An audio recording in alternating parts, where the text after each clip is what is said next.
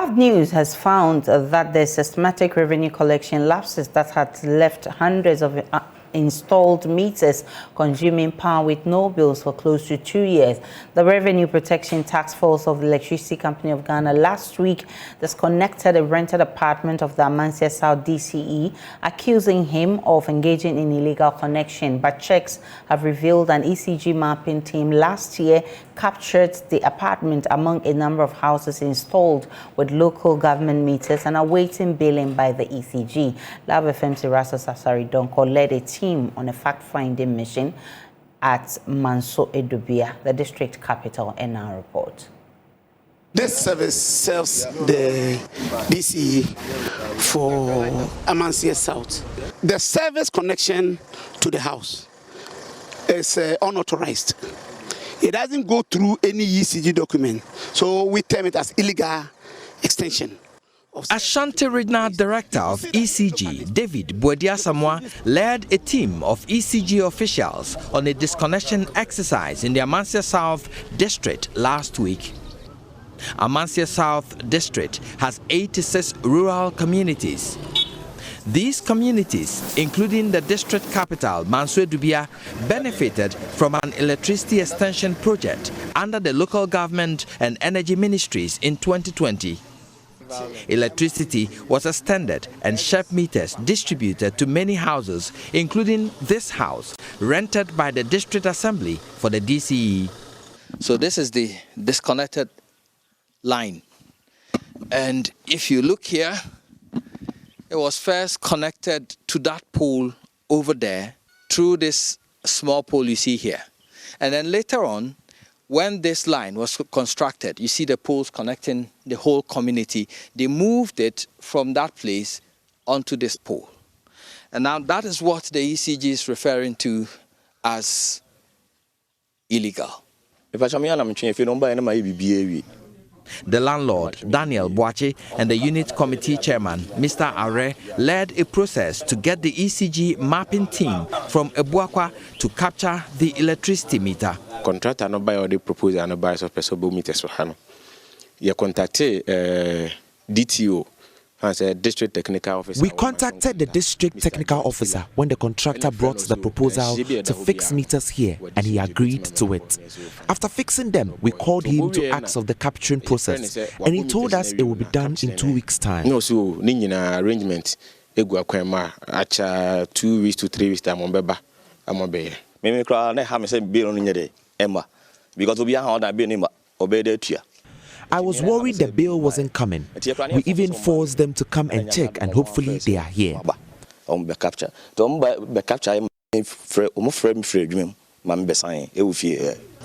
But like hundreds of homes at Edubia and its environs, the ECG is yet to produce bills for payment. This meter here is my own personal meter, and you have two for these two stores. We've not had the bills for getting to 2 years now. I have personally confronted them. He told me that ECG has made that capturing, so it will come. Their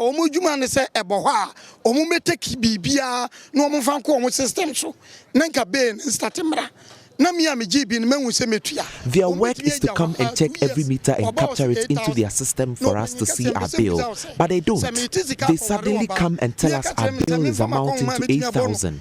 It is the duty of government workers to read our bill every 2 or 3 months. If they don't, why should they get paid? They have been here to capture mine for about 2 years now, but still my bill isn't in.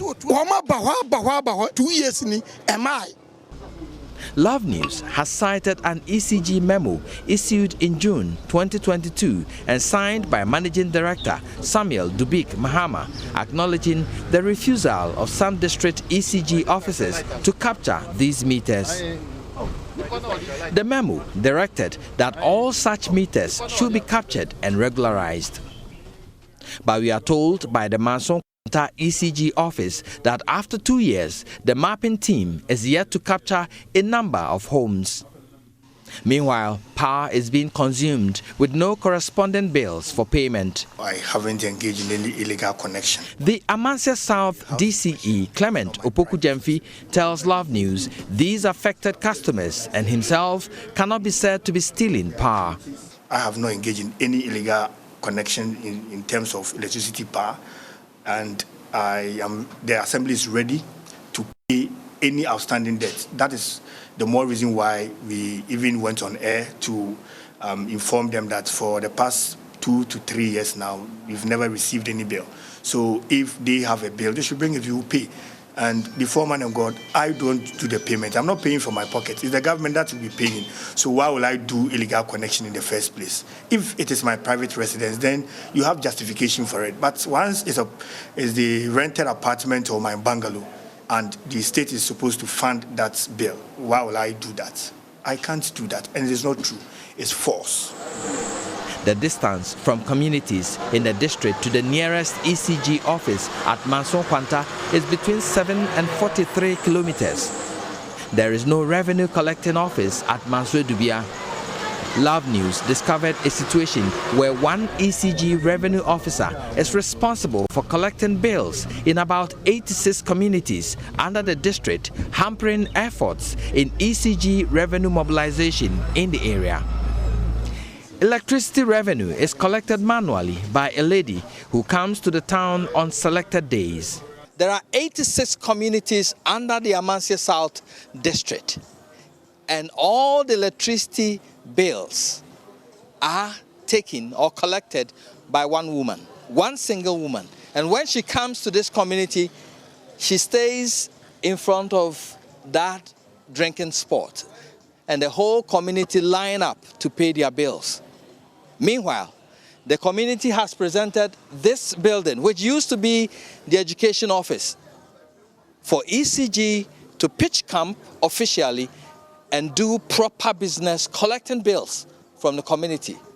But we are learning that has been rejected by the ECG. Jasehene of Mansour Dubia, Nana Adusei Kwadampim, says attempts to get ECG to set up an office in the town has proved futile. Many DCE, and then Nana Akosisu Hene, Nana Ankam Hene, Nana Quenchi Bema, Yatukaya Kong, Kumasi, ECG, Penini Honako Casa Sedan is one. We went to the office of the ECG in Kumasi with the DCE and our chiefs to lodge a complaint about the situation. It is just one woman who comes around to collect the bill. Sometimes people complain of not being able to pay their bill. So if it was your personal job, would you not secure a place for the workers to reside?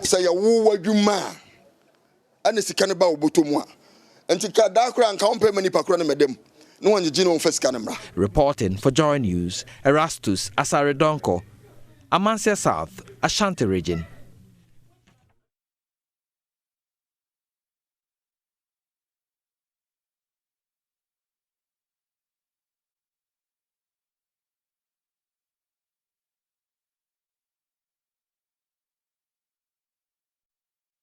Meanwhile, the Northern Electricity Distribution Company, NEDCO, is beginning a revenue drive today to collect some 1.1 billion cedis that owed the company. The exercise is targeted at households, companies, as well as government institutions that owe the ECG. The company says it will use the exercise to also clamp down on illegal power connections in the area. Maxwell Kotoka is a corporate communications manager. He joins us via Zoom. I'm grateful for your time, Mr. Kotoka. Now, tell us more about this exercise. Hello, Mr. Kotoka. Kindly unmute for me. Yes, good morning. Good morning. The pleasure is mine. Thank you for the opportunity as well. Indeed, it is true. This is a very crucial exercise that is the only activity or measure that can save NEDCO from imminent collapse. As it stands, we have in excess of 1.1 billion cedis in receivables. As it stands, we also would have to go back and buy the power, pay for it, pay the transmitter to bring the power before we can make it available for our customers on a sustainable basis. This can only happen when we collect the money. At this rate, we should have been doing this exercise yesterday, so we are already late. Today we are late. It cannot be beyond today. For that reason, it's going to be a corporate-wide exercise that is occurring simultaneously in all the operational areas, from Sinyang upward all the way to Upper East and Upper West.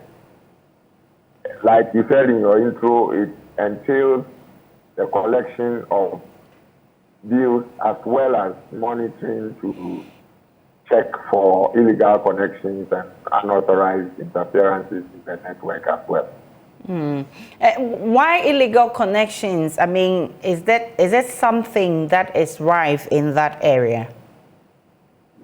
Well, it is a veritable bane of our operation.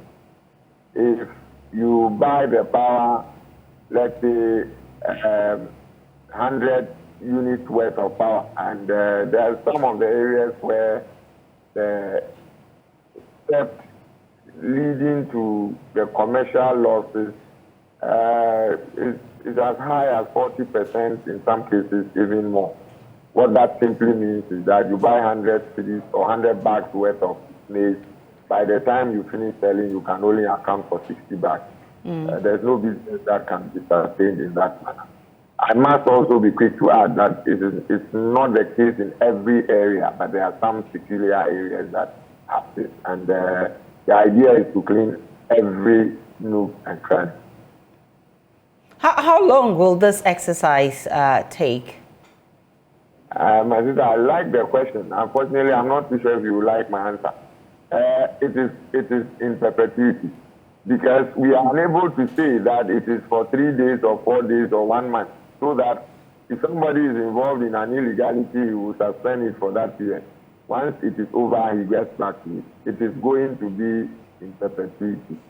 For the all hands on deck, it may go a little beyond 1 month. And beyond that, we will put measures in place to ensure that it's an exercise in perpetuity. In some regions, in the Ashanti region, we're hearing that some of your own men are involved in this scam of illegal connection. What are you going to do about that if you found out that in the northern region similar incident is occurring? Well, this interview is on record, and I shudder at nothing to assure you that if we find anybody with the greatest respect to the office of the MD himself, if we find he himself involved, he has given strict instructions that we should deal with him. Need I say more? All right. I'm grateful for your time.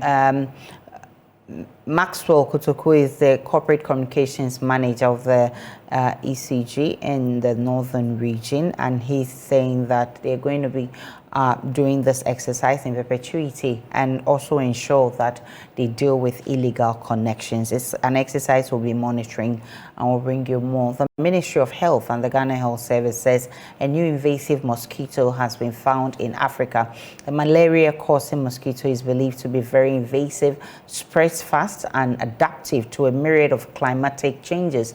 Details of that alert is contained in the following statement I'm about to share with you. It will be on your screens shortly. The Ministry of Health and the Ghana Health Service are warning that we should take measures to ensure that we avoid this invasive mosquito we're talking about.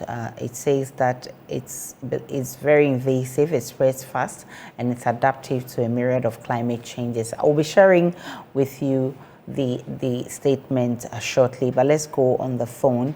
Right, so there you have it there. It says the World Health Organization sent out an alert on the invasive of Africa by a malaria-transmitting mosquito, Anopheles stephensi, in 2019. This is a competent and highly efficient vector of Plasmodium falciparum and P. vivax.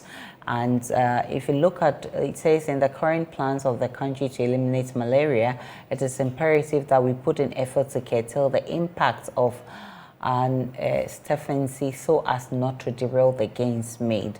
Now, it's kindly noting that There should be source reduction, removal of water collection points in and around homes and communities to minimize the breeding size for these invasive mosquitoes. Let's get on the phone and speak with Dr. Nanaya Opepra. He is with the National Malaria Elimination Program. He's the manager, actually. Dr. Opepra, I'm grateful for your time. What more do we know about this invasive malaria mosquito which has invaded us? Good morning. I hope you can hear me. Hello, hello, Doc. Can you speak a bit loudly for me? Yes, it's good morning. Can you hear me? Your line is faint. Let's try once more. Good morning. Good morning. Good morning. We can hear you now. Okay, so good morning to your viewers. I think that it is true. We have identified Anopheles stephensi in Ghana. I think over the years, we have placed surveillance on the behavior of the mosquito that transmits malaria.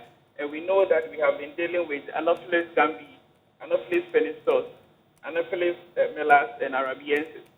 And the behavior of these mosquitoes, I have just mentioned, basically is that they breed in relatively clean waters, and they usually don't survive in very harsh conditions. So if you have a mosquito like Anopheles stephensi, which has now been identified, which is able to breed in very harsh conditions and even in dirty waters, what it means is that wherever people create this opportunity for this mosquito to breed, there will be the increase in the population of mosquito. And we already know that wherever there's a mosquito, there is a chance of the transmission of the parasite. So really, it is a public health issue, and we all have to ensure that we deal with it. What can we do to stay safe, Doc? So basically, we need to reduce the population of the mosquito. The approach is still the same. Environmental issues, everyone should ensure that we don't create the breeding sites. Unfortunately, this one can even breed in dirty waters. So you don't keep dirty waters, clean waters around your area. If they are there, they lay their eggs, and then it develops into the larvae, and then to the pupa stage, and then the adult stage.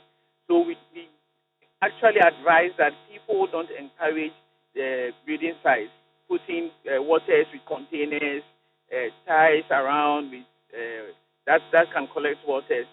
All these are things we have to ensure that we don't get those things done. And of course, authorities in assemblies should also ensure that people don't choke gutters and get it collecting dirty waters where this organism can breed.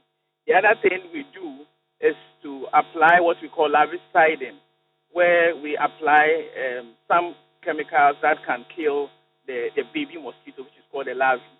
And so we are doing that, and that is also going to address this issue.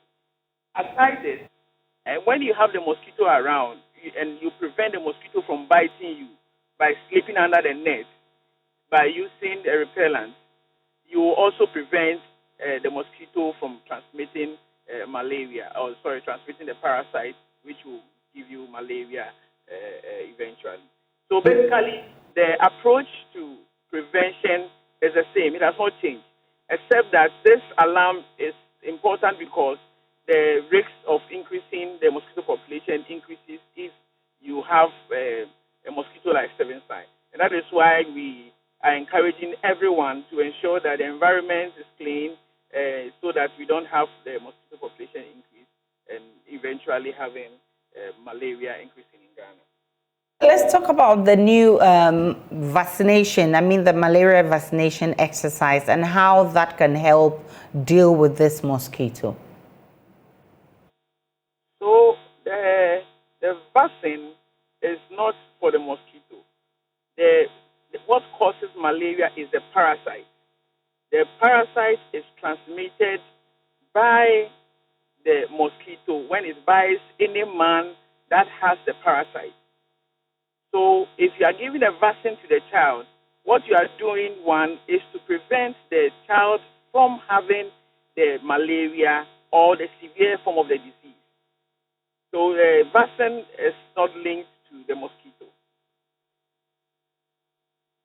All right, Dr. Nanaya. So, what's the your outreach? I hear that you enumerated a number of activities that, but in this new parasite, you talk about the vaccination that it cannot deal with this one. What's your role in getting this the public to understand what is at stake and to stay safe? Yeah. So let me just clarify what I meant by the vaccine is not dealing with the mosquito. The vaccine has a role in the elimination agenda because it reduces the risk of people having the disease and also its severe form. So it definitely has a role.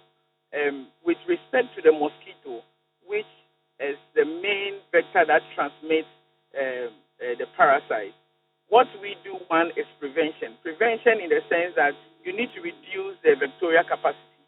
And that can be done if we all ensure that we keep our environment clean.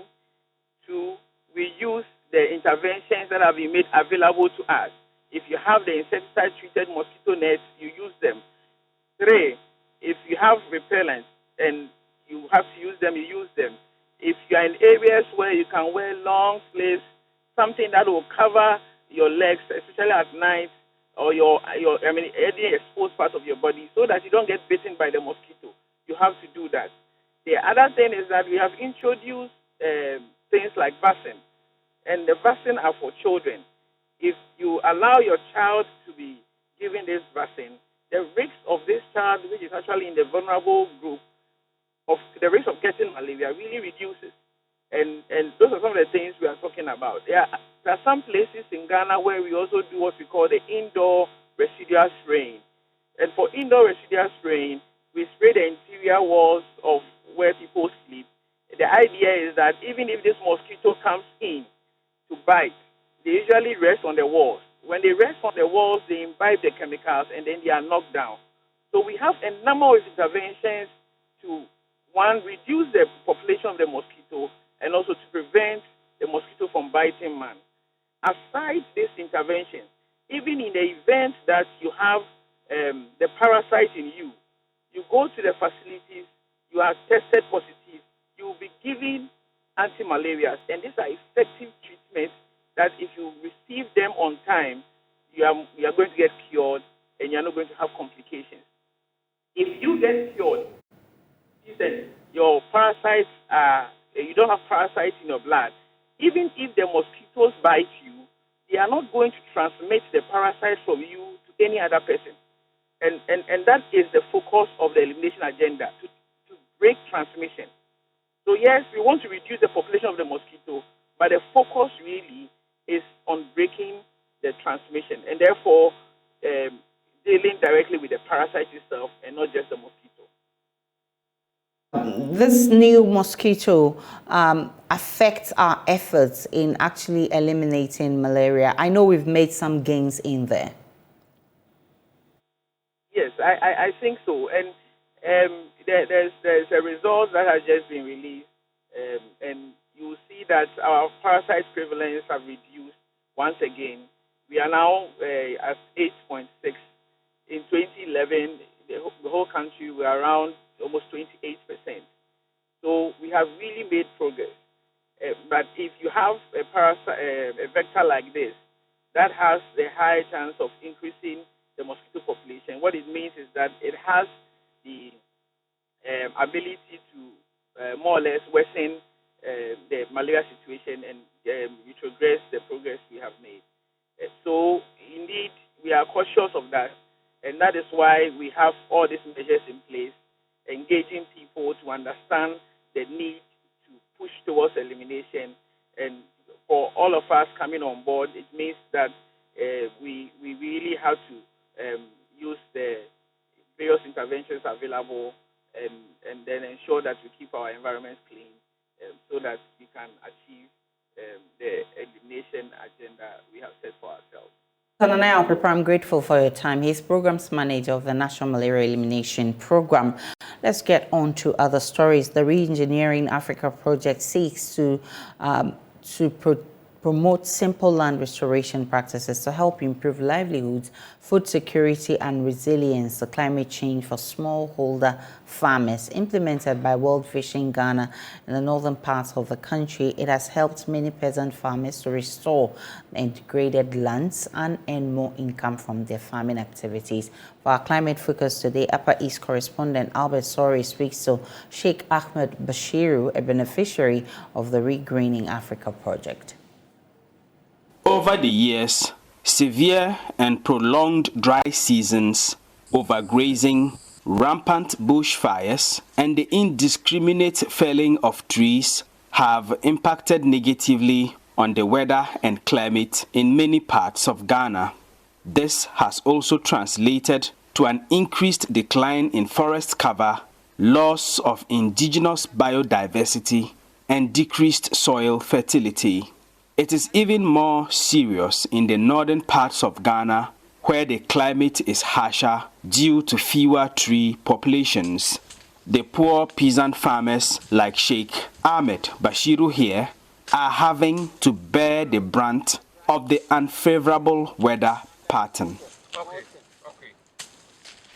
Bashiru is a peasant farmer in the Warianga community in the Garo district of the Upper East region. He is passionate about farming and growing trees. Bashiru grows vegetables such as onions, pepper, garden eggs, and tomatoes in the dry season for sale. He also raises seedlings for sale. Tree growing and then dry seasoning gardening. That is what I've been doing all my life.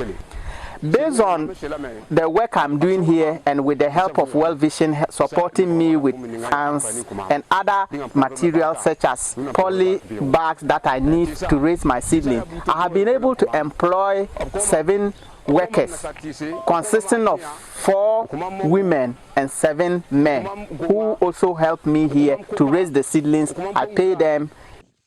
Sheikh Ahmed Bashiru is a beneficiary of the Regreening Africa project being implemented by World Vision Ghana in the Garu, Timpani, and Boku West districts. Before the arrival of the Regreening Africa project to the Warianga community, Bashiru's land had almost lost its fertility and he faced many difficulties in his farming activities. So the project supported him grow economic trees such as mangoes and cashew on his 1 hectare land. Before the intervention of World Vision, I had a lot of challenges. I didn't have enough seedlings to plant. When I do my gardens, because there's no protection, animal comes in and then they destroy them. But with the support of World Vision, I got fencing material, and World Vision has supported me with 7 different kind of tree seedlings consisting of mahogany, cashew, kapok, moringa, mangoes, and these ones I have planted them on the field. Today, he says, he and his family are economically empowered. These trees are now bearing fruits, which I harvest to sell and also use the seeds to raise seedlings. These seedlings, World Vision comes to buy to distribute to other farmers. I also sell some to people who are interested. I am getting a lot of money, which is helping me to take care of my children in their education. I'm also able to take care of the family needs in terms of their feeding and then hospital bills. The Regreening Africa project seeks to promote land restoration practices to help improve livelihoods, food security, and resilience to climate change for smallholder farmers in the Garu, Timpani, and Boku West districts of the Upper East region, as well as the Mion district of the Northern region. It is a European-funded project being implemented in African countries. Joshua Adumbiri is a World Vision project officer on the Regreening Africa project. So the Regreening Africa project started in the year 2017 and it has ended in 2023. The project has been very keen on restoring degraded lands in the communities. So apart from these community nursery gardeners who are helping raise seedlings for us to distribute freely to community members, they are also raising these seedlings and selling them out, which they make money to earn a living from it. We have also been able to bring on board our local partners. We have the Department of Food and Agriculture, the National Disaster Management, we have the Ghana Education Service, the Ministry of Health, and we have come together to form a formidable team who are championing these works at the community level. We are doing this for the sake of sustainability. For Joy News, Albert Sori, Wariyanga, Garo District.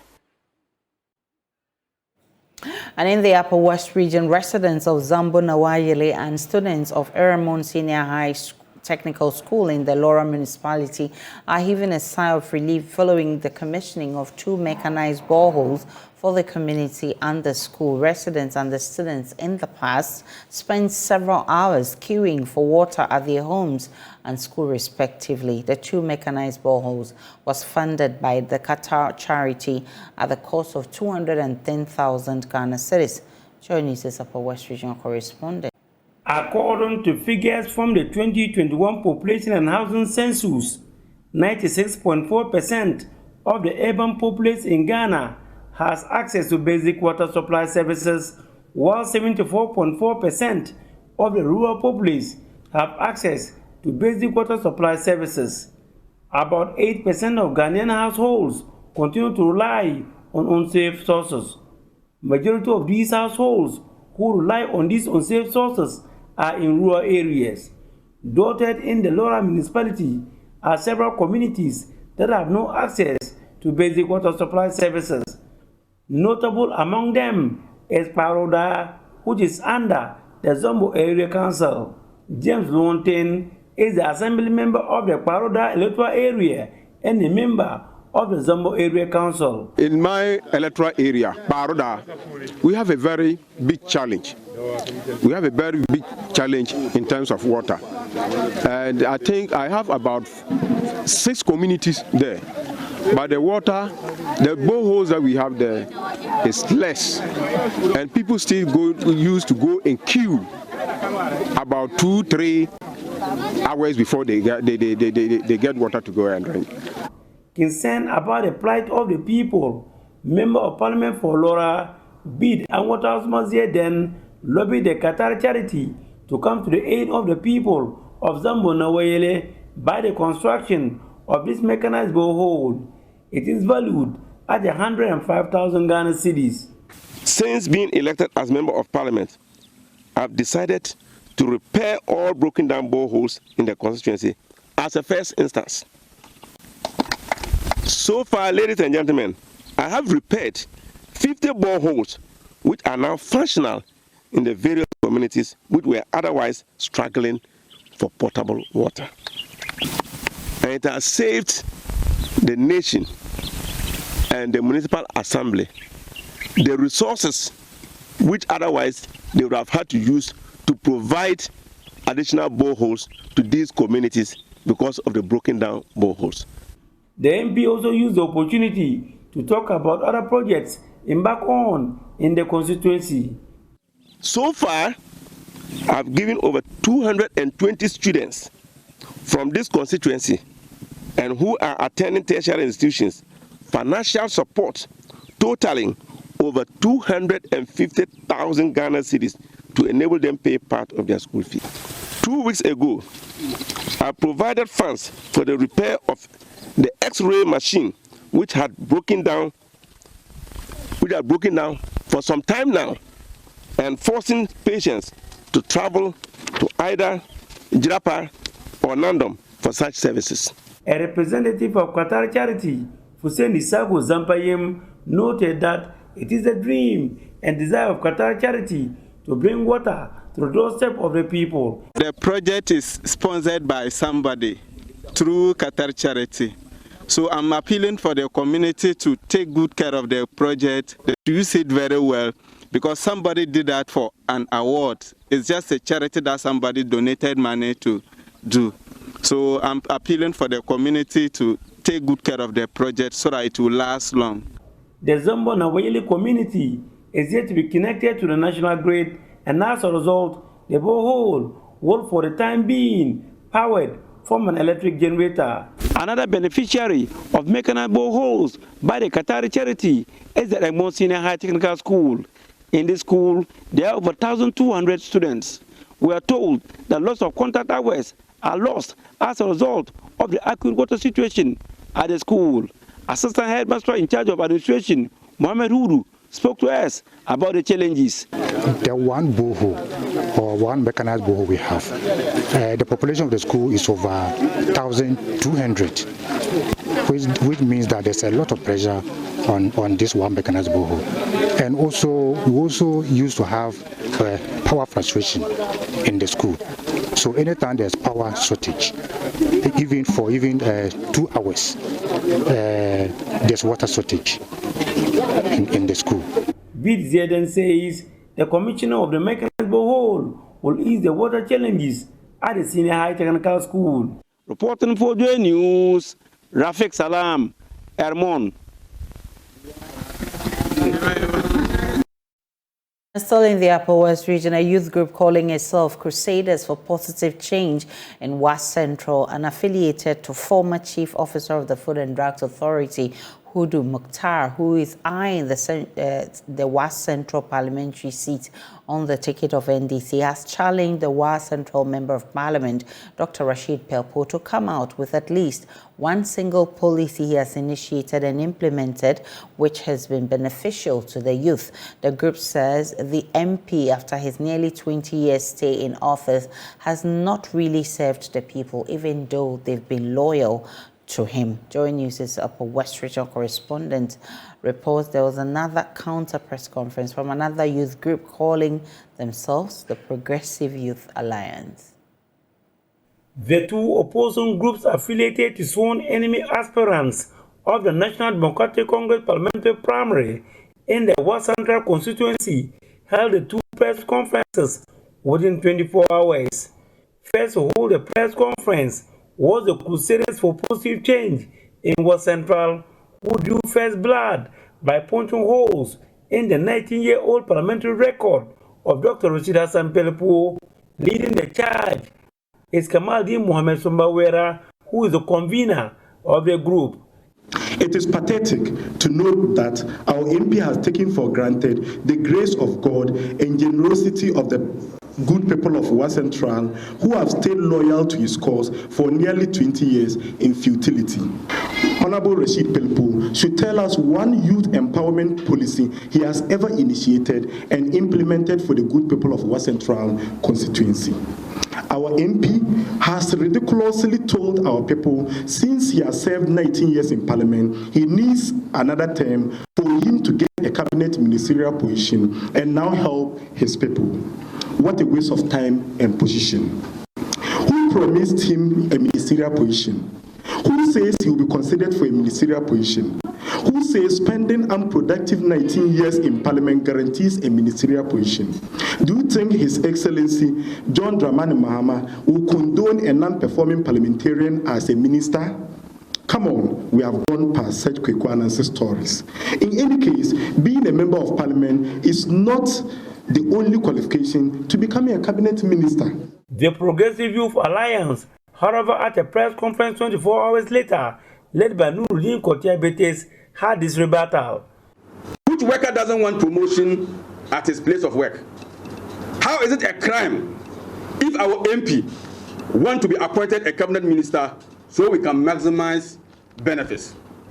For those who may not be aware, most of the monumental projects in our constituency, and some even beyond, happened at the time of our MP when he was deputy majority leader, sports minister, and as minister in charge of public-private partnership.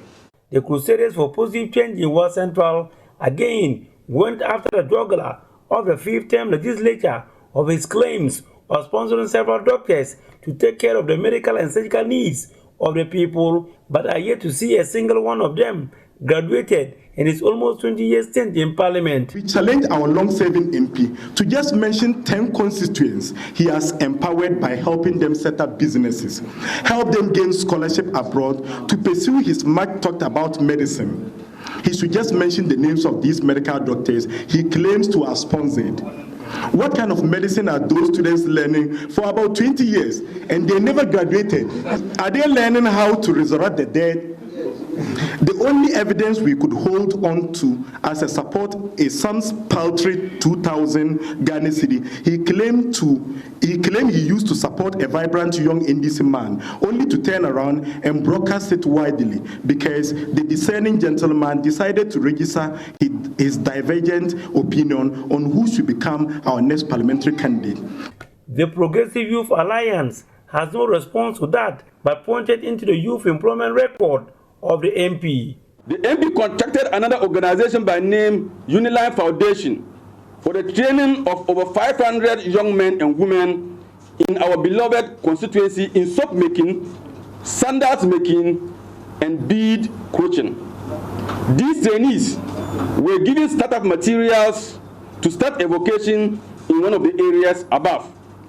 Some were also recruited as trainer of trainers to go around the constituency and train other constituents to enable them to take up vocations in these areas. They both concluded by calling on the delegates to vote massively for their respective candidates to win the constituency parliamentary primary on May 13.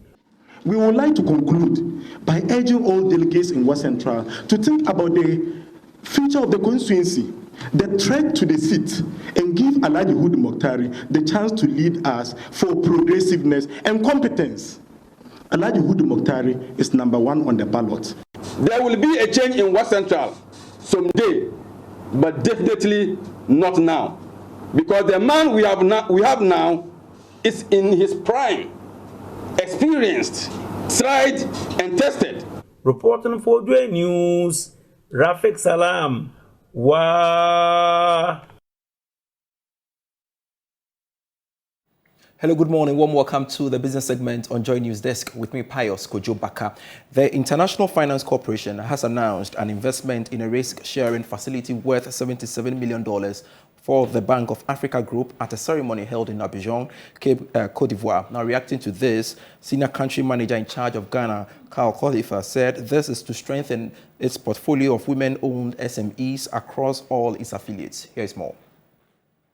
Intends to make it easier for small and medium-sized firms, notably companies in unstable and conflict-affected nations in the Sahel, to access financing. By the agreement, IFC will contribute $77 million to expand Bank of Africa's lending to small and medium-sized enterprises, including women-owned businesses in several countries, including Ghana, Benin, Burkina Faso, among others. The senior country manager for IFC said his outfit is committed to expanding access to finance. Small and medium-sized enterprises sometimes do find it more difficult to access to finance, to access services, to access partners, to access markets. And so we're keen on working with them to help get better at those attributes, but at the same time to do top-down, to help some local aggregators, whether they're financial institutions or agricultural processors, or manufacturers that have linkages to these SMEs, help them develop and flourish here too, to help enable those small and medium enterprises connect to those larger aggregators. We've been adding staff over the last year. We've been trying to do more projects, but in sectors that are actually improving to be resilient or even flourishing in this current global economy. For instance, things like manufacturing, agriculture, things like the DTRT factory that we're going to see shortly, where we're creating thousands of jobs that didn't exist 2-3 years ago. And remember, if you create 5,000 jobs in a manufacturing enterprise, that's like creating 500 SMEs with stable, safe, reliable, foreign currency earning employment for Ghana. Talking about DTRT, I've been quite following what's happening there. But some are saying, yes, it appears we do more of the exportation than keeping some of the stuff in Ghana. Are there plans to also have some in Ghana? More DTRTs? Yeah. Well, we're very keen on trying to do more DTRTs. Personally, I lived here and I worked here 15 years ago, 2006, 2010. And we were trying to support DTRTs back then, the apparel market. But quite frankly, you needed a critical confluence of global competitiveness, reliable power, good infrastructure like seaports, market access, things like AGOA, and good trade routes, and competitive workforce and stability. Other markets historically 20, 30, 40 years ago, like Vietnam, like China, like Cambodia, had these attributes. So we've been active in these markets around the world. Experience in those countries was profound, to see how manufacturing and manufacturing-led exports has provided stability to the economy, growth to the economy, more and better jobs, particularly better jobs for women. Okay, and large scale of exports. So, for instance, like in Bangladesh, 95% of the exports are apparel. Okay, and yet you've seen the GDP per capita grown to where it's now higher than India. Okay, and same thing in Vietnam, where they've grown up the value chain of export-led manufacturing growth, and just created more and better jobs. A total loan portfolio of up to $154 million will be guaranteed for Bank of Africa Group, with loans going to companies in agriculture, trade, energy, and other industries. Now, the Chamber of Young Entrepreneurs has bemoaned the complexity of Ghana's tax system. Chief Executive of the Chamber, Sharif Ghali, disclosed that most SMEs want to be tax compliant but are frustrated by the tax administration system. He's been speaking on Joy Business Social. Our tax system is too complicated for SMEs to understand. You see, there are other countries that they have made it easy that you can even understand your tax compliance and pay from your comfort. But in Ghana, almost every SME, even the big ones, have to look for a tax, somebody an expert to now take them to, and that is money. So why don't you make decomplex the tax system so that SMEs can understand? There was even a point in time we were arguing for a one flat payment. So you know that at the end of the year, I'm paying this and that is it. And then all of these varieties and calculations wouldn't even hurt the SME. And you know that you are paying this at this particular point. And make it quite very simple. We did our advocacy and it was always a good thing, but then it has to go through parliament. So yes, for complexity, it's very complex. Even myself, I have to employ other people to be able to educate me in my business. I'm a tech entrepreneur. And so for complexity, we've been talking about it here. And a lot of young people, I remember one of the cases, we were told that we don't like to learn. That's why we don't know about that. So, no. Tax it's not like we don't want to learn. We go to your website, we actually study everything there. But the problem is that understanding your tax, especially when it has to be business, is different from going to read. We've done taxations in school, but it's not helping. So yeah, we need to really, I think it's one topic we can talk on one of these days. The complexity is what is driving away a lot of young entrepreneurs to be tax compliant. Yeah. And that's it for business. I am Pius Kojo Baka. Welcome back to JoyNews. Next, now some updates from the IMF World Bank spring meetings. There was earlier some meeting discussing how to govern effectively in challenging times. Here are excerpts. Challenges, and it just seems to be never ending, to be very honest. But you mentioned some of these crises, of course, COVID, and we're still living with the aftermath of COVID. Of course, we also have the ever-pressing challenges of inflation and of destabilization, but we also, of course, are now into the 14th month of Russia's invasion of Ukraine, which is having an incredible impact in Ukraine, of course, but also regionally and globally. So it is a very important time for us to come together, and many governments have had to respond in really unprecedented ways to support the people of their countries. And what I wanted to emphasize first and foremost is while everyone is impacted, each country has its own impacts that it has to deal with, and there's really no universal approach. So when we're looking for solutions, we have to have a little bit of humility because each situation warrants its own approach. Certain countries experience the effects of these specific crises more directly than others, and governments really have to make very hard choices to focus on delivering for their citizens. I'm really happy that Minister Marchenko is here with us today. Ukraine is a very strong example of a government that needed to be extremely decisive but also very creative on how to function during this incredibly difficult time and focus on essential service delivery in the middle of a war that's caused a lot of devastation. I look forward to hearing from the minister, and I have to say I'm very proud with our partnership and grateful for the work that we are doing together. I'm also very much looking forward to hearing from Minister Arosemena on Ecuador's experience, and here we will hear about the pandemic management and service delivery in the context of fiscal constraints. Ecuador was actually one of the first countries to receive World Bank funds to respond to the health emergency and later for vaccination. Additionally, we have joined forces to support the most vulnerable groups through social protection programs and to promote economic recovery. And I think this is a powerful example of how, during the pandemic, we had to really combine the protection of health, but also protection of livelihoods, which is why the social protection. More on the IMF World Bank spring meetings in our subsequent bulletins. That will be it for News Desk. My name is Aisha Ibrahim. Log on to myjoyonline.com. There's more of the news there. See you again at 12.